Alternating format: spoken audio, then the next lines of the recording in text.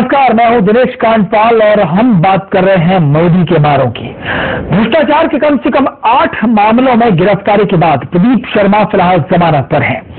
आपको बता दें कि ये वही प्रदीप शर्मा हैं जिन पर कच्छ में डीएम रहने के दौरान भ्रष्टाचार के आरोप लगे हैं।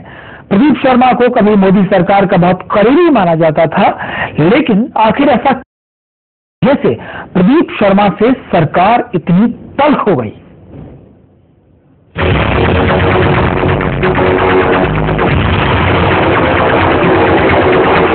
कच्छ का विनाशकारी भूकंप। भूकंप से जमींदोज कच्छ को खड़ा करने की जिम्मेदारी तत्कालीन कलेक्टर प्रदीप शर्मा को सौंपी गई थी। प्रदीप शर्मा के कार्यकाल के दौरान गुजरात में ढेरों गृह उद्योग लगे।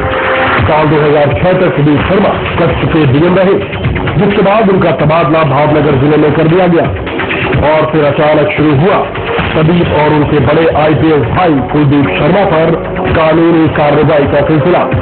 सीनियर आईपीएस अफसर कुलदीप शर्मा को कच्छ में फर्जी एनकाउंटर केस में तलब किया गया तो प्रदीप शर्मा पर कच्छ में विकास के नाम पर भ्रष्टाचार के आरोप लगे। प्रदीप शर्मा की गिरफ्तारी हुई, जिसके बाद वो जमानत पर बाहर आए और गुजरात सरकार पर जमकर बरसे। मुझे गुस्सा इस बात का है कि जब काम मैंने किया तो अवार्ड लेने के सरकार के काफी अधिकारी, काफी मंत्री भागे भागे चले गए, नेशनल अवार्ड लिए, इंटरनेशनल अवार्ड लिए, और मेरी ट्रांसफर के 7 साल के बाद आप मेरे सामने क्रिमिनल केसेस कर रहे हैं। Where is the good governance? This is criminal governance. Pradeep Sharma के वकील के मुताबिक राज्य सरकार इन्हें बेवजह परेशान कर रही है। पुलिस ने एक बड़ा नाटक उठाया था तो हम लोगों ने ऑब्जेक्शन दिया था कि उनको जहाँ सहकार चाहिए वहां देंगे, मगर रात दिन पूरा दिन 15 दिन की जो रिमांड मांगी थी ऐसी कोई जरूरत नहीं है। कोर्ट ने हमारी आर्ग्यूमेंट्स एक्सेप्ट कर लिए और उनकी रिमांड एप्लीकेशन जो प्रोसिक्यूशन की थी वो नामंजूर कर दिए, खारिज कर दिए। सवाल यह है कि तक मोदी सरकार के चहेते ऑफिसर रहे प्रदीप अचानक उन्हें क्यों चुभने लगे और उनके बड़े भाई और सीनियर आईपीएस अधिकारी कुलदीप शर्मा जैसे काबिल ऑफिसर पे किनारा क्यों कर लिया। हमारे संवाददाता से बातचीत में प्रदीप शर्मा ने बताया कि राज्य सरकार से भाई की तकरार की कीमत उन्हें किस तरह से चुकानी पड़ी है। अल्टीमेटली हालत ये हो गई कि to teach a lesson to my brother, Punjab में मेरा जो केस था जो 2008 में दर्ज किया था, उस केस के अंदर मुझे सुबह 5 बजे मेरे घर पुलिस भेजकर मुझे अरेस्ट किया 2010 में। अब मुझे बताइए, आपको मैं टेररिस्ट दिख रहा हूं? आपको मैं कोई ऐसा आदमी दिख रहा हूं जिसकी वजह 47 है? मेरे घर पर आपने मेरा स्टेटमेंट रिकॉर्ड नहीं किया, आपने मुझे कभी बुलाया नहीं है, आपने मुझे कभी कहा नहीं पुलिस स्टेशन आइए आपका जवाब लेना है, आप सीधा मेरे घर आ रहे हैं, सुबह 5:30 बजे मुझे अरेस्ट कर रहे हैं। What does it show? Pradeep Sharma ने प्रदेश में प्रशासनिक अधिकारियों के हालात के बारे में भी चर्चा की। कोई भी प्रोग्राम हो, सारी की सारी मशीन लग जाती है, लोग इकट्ठे करो, ट्रक मंगाओ, खाने पैकेट बनाओ, ये बनाओ, कुछ हद तक it is acceptable. You can't have this program on the year. And this is exactly what they're doing. All the officers in New Gujarat have become event managers. कहीं कैसे लगाना है, स्टेज कैसे डेकोरेट करना है, भाषण कौन पहला देगा, फूल कौन बनाएगा, this is what they're doing. तो गुजरात के आईएएस आजकल तंबू लगवा रहे हैं, डेकोरेशन करवा रहे हैं, ये कहना है प्रदीप शर्मा का। निलंबित आईएएस अधिकारी ने राज्य के सभी केस सीबीआई को सौंपने की मांग भी की है। अरे मुख्यमंत्री से रिक्वेस्ट कर रहा हूं, मुख्यमंत्री जी आपने 8 लगाए, 8 और करके 16 कर लीजिए। ये मेरी रिक्वेस्ट है, please transfer all my cases to CBI. मैं तो डरता नहीं, आप तो लोकायुक्त अपॉइंट करने में डरते हैं, मैं नहीं डरता हूं। आपका तो लोकायुक्त का नाम आता है तो आपके घर में तो दान बच जाता है। कैग का रिपोर्ट दिया है, कैग का रिपोर्ट आया है, उसके अंदर आप एफआईआर करेंगे नहीं। मेरे खिलाफ अगर एक अधिकारी ने रिपोर्ट दिया तो तीसरे महीने आप एफआईआर करके 14वें महीने अरेस्ट करते हैं। आपके ये कौन सा सुजलम सुफलम का जो गफला था आज तक कोई एफआईआर हुई नहीं है, आपकी कैग की कोई एफआईआर हुई नहीं है, जीएसपीसी की आपके घोटाले की कभी एफआईआर हुई नहीं है, आपने फॉरेन धर्म में जो लोगों को लेके जाते हैं, खर्चे करते हैं, you have been so immoral but you don't care. सवाल ये उठता है कि प्रदीप शर्मा कौन है साहब? प्रदीप शर्मा को क्यों परेशान किया जा रहा है? दरअसल प्रदीप शर्मा कच्छ के डीएम थे। जब गुजरात में भूकंप आया उसके बाद कच्छ में उन्होंने काम किया, सरकार ने उनकी पीठ थपथपाई और कच्छ में हुए अच्छे काम के लिए गुजरात सरकार की सराहना भी हुई। कच्छ के इसी काम गुजरात के मंत्रियों को कई अवार्ड दिए गए, लेकिन यहां तक तो ठीक था। सवाल थोड़ा सा बदल गया तब जब प्रदीप शर्मा के भाई और गुजरात सरकार में ठग गई। जब वहां पर मामला नहीं सुलझा तो मुख्यमंत्री ने सोचा कि अब प्रदीप शर्मा के बहाने इनके भाई को मामला समझाया जाए, लेकिन आखिरकार प्रदीप शर्मा भी आमने सामने की जंग के लिए तैयार हो गए हैं। इधर कांग्रेस के पूर्व उप मुख्यमंत्री नरहरि अमीन भी शर्मा बंधुओं के समर्थन में कूद गए हैं।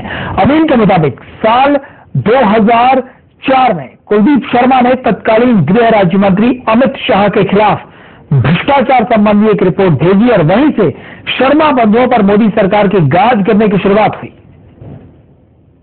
कुलदीप शर्मा के पास जब क्राइम ब्रांच था तब माधोपुरा कोऑपरेटिव बैंक का जो कंपाउंड हुआ उसमें उसने जो इंक्वायरी की उसमें अमित शाह ने पैसे लिए थे और अमित शाह को अरेस्ट करने के लिए उन्होंने एक नोट सरकार को भेजी, होम सेक्रेटरी को भेजी और चीफ सेक्रेटरी को भेजी कि अमित शाह गिल्टी है। वो टाइम वो अमित शाह खुद स्टेट होम मिनिस्टर थे और उसको अरेस्ट करने की बात उन्होंने फाइल पे रखकर फाइल सरकार में भेजी। सरकार को जैसे कागज बिना फाइल मिली इमीडिएटली कुलदीप शर्मा की ट्रांसफर कर दी गई और उसको परेशान करने का स्टार्ट कर दिया। एक के बाद एक कड़ियां जोड़ रही हैं और सारी की सारी कड़ियां जो एक कहानी बना रही हैं वो ये कि कहीं ना कहीं एक भाई को दूसरे की वजह से और दूसरे को पहले की वजह से परेशान किया जा रहा है। या ये कहा जाए कि जो भी आरोप जो भी चार्ज फ्रेम किए जा रहे हैं, जैसा कि प्रदीप शर्मा ने खुद कहा कि मुझे जिस तरह से सुबह 5 बजे आकर अरेस्ट किया गया, मुझसे एक बार जवाब भी नहीं दिया गया, ये तमाम ऐसे सवाल खड़े हो रहे हैं जो ये बता रहे हैं कि आखिर इन पूरे घटनाओं की मंशा क्या है। अब सवाल ये उठता है कि आखिर इन दोनों भाइयों ने ऐसा क्या किया जिसकी वजह से मोदी सरकार इनके पीछे हाथ धोकर पड़ गई।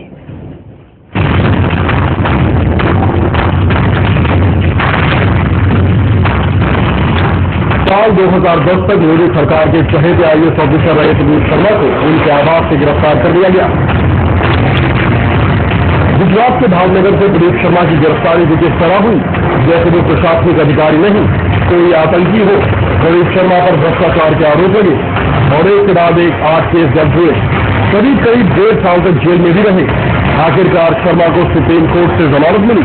जेल से बाहर निकलने के बाद प्रदीप शर्मा ने गुजरात सरकार पर आरोपों की झड़ी लगा दी। क्योंकि जब राज्य का कर्ता धर्ता एक ऐसे लेवल पर उतर आता है जहां रोड के लोग, रोड पर बसते हुए लोग जिस टाइप का ट्रीटमेंट करते हैं वैसा ट्रीटमेंट पर उतर आता है, ऐसे बदले की भावना लेकर आता है, गुंडागिरी नहीं दिखाता है, उसके सामने तो we are not in position of force of power.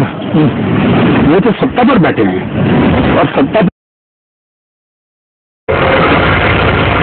वहीं शर्मा बंधुओं को लेकर राज्य सरकार में भी सियासत तेज हो गई। कांग्रेस के पूर्व उप मुख्यमंत्री नरहरि अमीन भी शर्मा बंधुओं के समर्थन में कूद गए।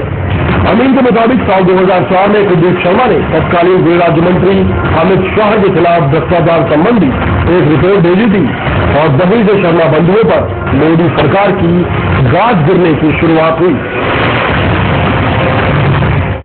कुलदीप शर्मा के पास जब क्राइम ब्रांच था तब माधोपुरा कोऑपरेटिव बैंक का जो कंपाउंड हुआ उसमें उसने जो इंक्वायरी की उसमें अमित शाह ने पैसे लिए थे और अमित शाह को अरेस्ट करने के लिए उन्होंने एक नोट सरकार को भेजी, होम सेक्रेटरी को भेजी और चीफ सेक्रेटरी को भेजी कि अमित शाह गिल्टी है। वो टाइम वो अमित शाह खुद स्टेट होम मिनिस्टर थे और उसको अरेस्ट करने की बात उन्होंने फाइल पे रखकर फाइल सरकार में भेजी। सरकार को जैसे कागज बिना फाइल मिली इमीडिएटली कुलदीप शर्मा की ट्रांसफर कर दी गई और उसको परेशान करने का स्टार्ट कर दिया। पूर्व उप मुख्यमंत्री के मुताबिक गुजरात सरकार ने उस रिपोर्ट को तो दबा दिया और फिर तत्कालीन एडीजी कुलदीप का तबादला कर उन्हें पुलिस ट्रेनिंग विभाग भेज दिया गया।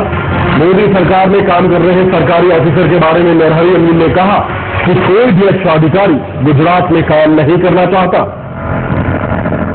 आज गुजरात में अगर आईएएस अधिकारी और आईपीएस अधिकारी को छूट दी जाए तो कम से कम 50% आईएएस और आईपीएस अधिकारी गुजरात स्टेट छोड़ के दूसरे स्टेट में जाने के लिए तैयार है। और आज तक कई लोग तो चले गए जिसको उन्हें अप्रूवल मिल गई। कुलदीप शर्मा को भी क्या करना पड़ा। कुलदीप शर्मा अगर गुजरात में रहता तो आज भी वो साबरमती जेल में होता। देश भर में लोग जहां मोदी के विकास मॉड्यूल की चर्चा के नहीं बज रहे हैं, वहीं शर्मा बंधुओं के खिलाफ राज्य सरकार का एक कदम एक बार फिर ये साफ जाहिर करता है कि प्रदेश में सब कुछ ऑल इज वेल नहीं चल रहा। भुज के राज ठक्कर के साथ अहमदाबाद से मयूर जानी, न्यूज एक्सप्रेस। एक छोटा सा ब्रेक ले रहे हैं, ब्रेक के बाद 10 सवाल।